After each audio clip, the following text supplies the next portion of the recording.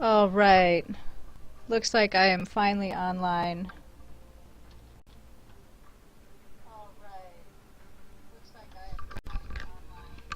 My apologies, everyone. I had some odd issues there.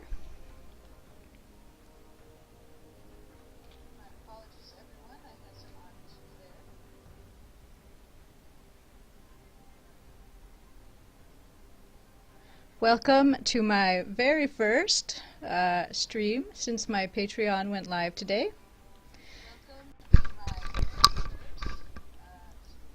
Trying to get this.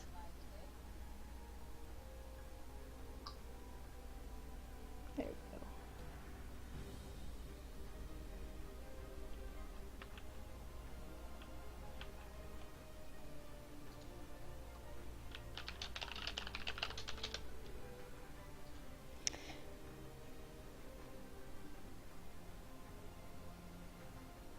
I can't actually see if anyone is here, so I'm just going to continue as though I have viewers and hope that I'm providing an entertaining show. Today I wanted to start with Dungeons & Dragons Online. It is a very old game, but I've always found it sort of entertaining. It's based a little bit on Dungeons & Dragons 3.5. And let's see. Do I have anyone with any opinions on what you'd like to see me make? I'm going to walk through character generation and talk a little bit about it.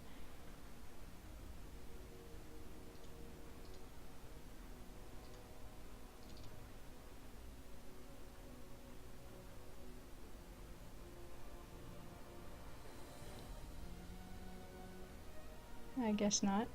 Alrighty.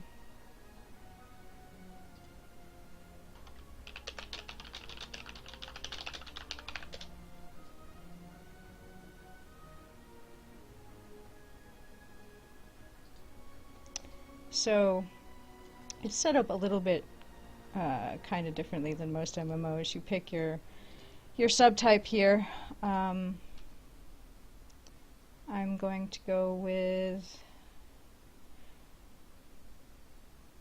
Whips and Chains, huh? I've never played an Iconic before. Basically, you get your starter classes, and then there are these premium classes called Iconic. They start at level 15. Never having played one at that level, I think everything will be new for me, so I'll probably die a lot while you're watching.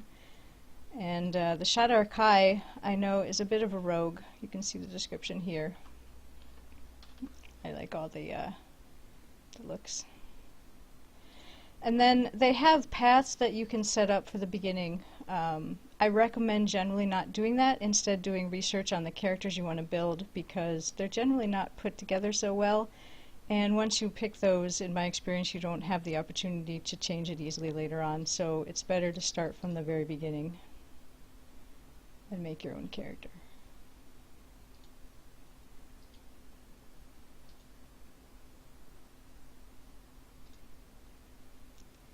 Like D&D Online, we have 6 different stats, and they affect the classes differently, some of them in surprising ways. I really like to raise int, although a lot of people will tell you to drop that if you don't need it. For a rogue type, a lot of their special abilities do require int, so you want at least a decent investment. You know what, I think I'm going to go back and start a class I'm familiar with instead of a random one that I don't know. So let's go back to style and choose, how about the monk? Let's go for the monk. I like the monk a lot.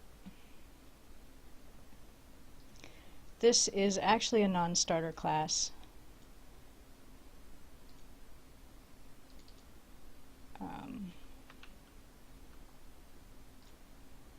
Okay.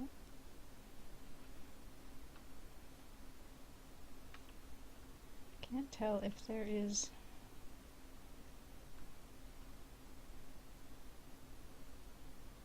anyone actually watching.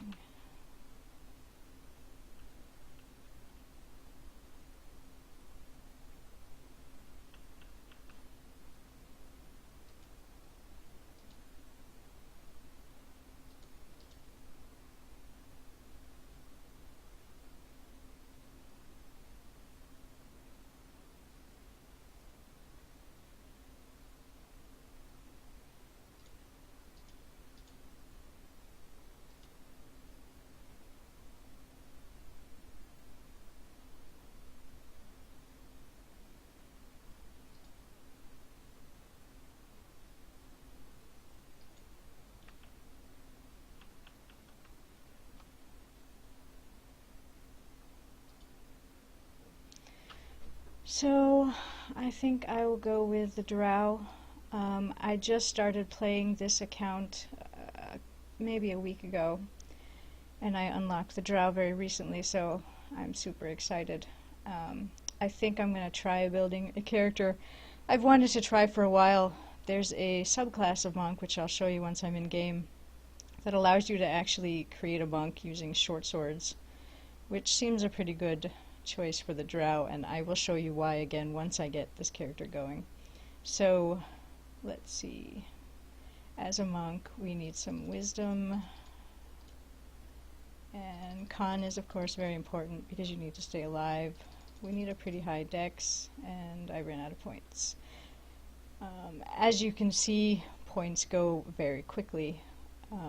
This being a new account, I don't have access to the higher built point character creations, which you can get access to via purchasing from the store or reincarnating in game. I think they have a very good system for their store stuff, because a lot of what's available is available through play. So I will show you that in a little bit as well. Dump my con down a little bit. Let's get my strength up for some damage. And I think that ought to do. Moving on to skills. Again, for those of you who are familiar with 3.5, this is going to look rather familiar. The skills are very similar. One of the things that I do enjoy about this game is that they've gone through some effort to make sure that the skills generally are useful in combat, like bluff. Let's see. You can use bluff when you're in a combat to basically remove your aggro. So as a caster or a DPS or a squishy type character, bluff can be pretty useful. It will keep the enemies off you if you are dying. So let's see, I have 16 skill points. As the kind of monk I want to build, I'm going to need hide and move silently because I'm going to go for a ninja. Concentration is important because you need to manage your ki as a monk. That's the equivalent to the mana that the monk uses. And 4 more points. Let's put some into jump and tumble. So now I have a pretty decent starting monk, at least for quickly done. And we move on to the feats. I'm going to go with short swords, so first I want to pick up 2-weapon fighting. Again, 3.5, these are going to look very similar. 2-weapon fighting for 2 short swords. And what else shall I pick?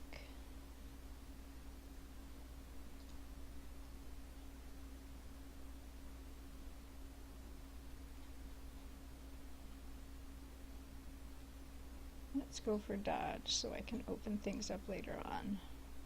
You can see if you click on this, you can get a look at feats that are not currently available, so you can start to plan out what it is that you want to do. Dungeons & Dragons Online is very customizable, so that's actually an important thing to do. What I'm going to be working towards is greater 2-weapon fighting, which you can see here. Click on it and it shows you that I'm going to need ultimately improved 2-weapon fighting, a +11 base attack bonus, and 17 dex. So let's move down to look at improved 2-weapon fighting, and we see I'm going to need a +6 attack bonus and a 17 dex, neither of which I have, but I can build towards that in game. And another useful one for a monk, at least of the 2-weapon variety, is whirlwind attack, which is right here. This requires dodge, mobility, spring attack, combat expertise, and a +4 base attack bonus. Quite a few feats, but it is nice. It lets you attack everything in an arc around you for 360 degrees. So let's move on. This gives you an overview of what you've chosen.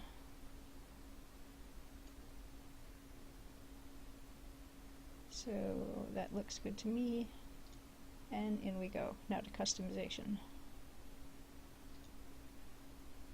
I'll just go for some random looks here. That isn't too bad.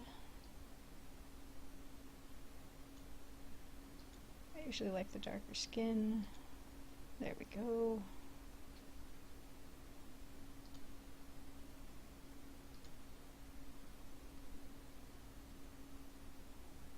I don't quite like the mouth.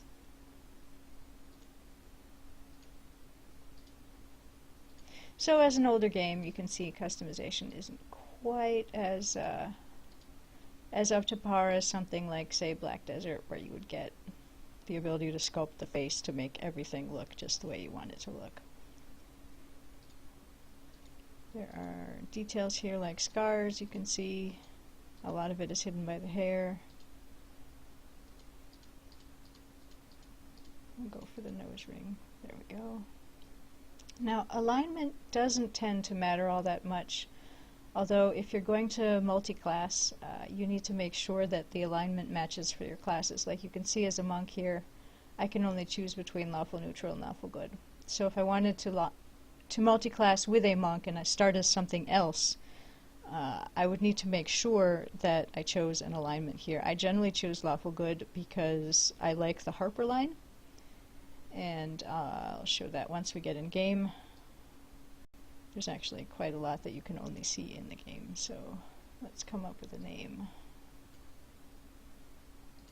And let's go for, let's see if I can get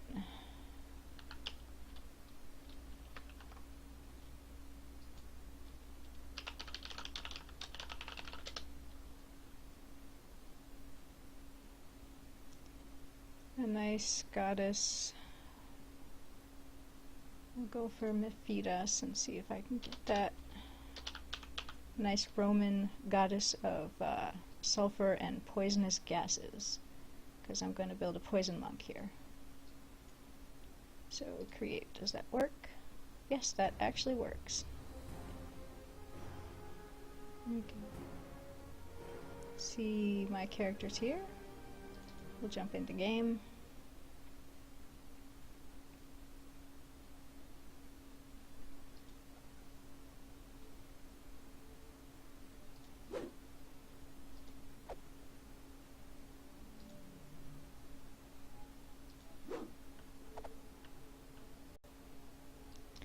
Now, when you start the game now, you jump onto this ship here,